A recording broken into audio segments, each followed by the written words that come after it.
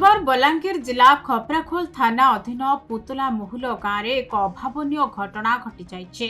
सांगर काठ फाड़िया आक्रमण में अन्य जड़े सांगर मृत्यु होइछे। हत्याकांड पर अभियुक्त सांग पिंटू फेरार थिबा बेले आज पुलिस आगरे सरेंडर करने सह घटनास्थल में गोटी गोटी करी सीन रिक्रिएशन करी देखाइछे अभियुक्त। हाँ मु मो सांग को मारिछि, पैसा लेनदेन जोगु मु मो सांग को मारिदेली कही एबे खपराखोल थाना को आसी सरेंडर करिछि पुतला मुखल ग्रामर अभियुक्त पिंटू साहू।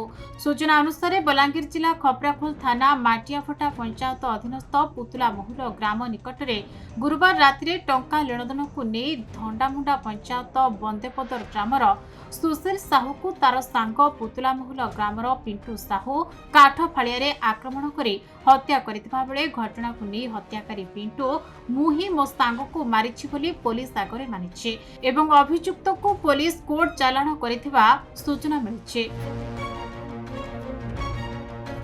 बलांगीर गुप्तेश्वर पृष्टि रिपोर्ट खबर ओडिशा।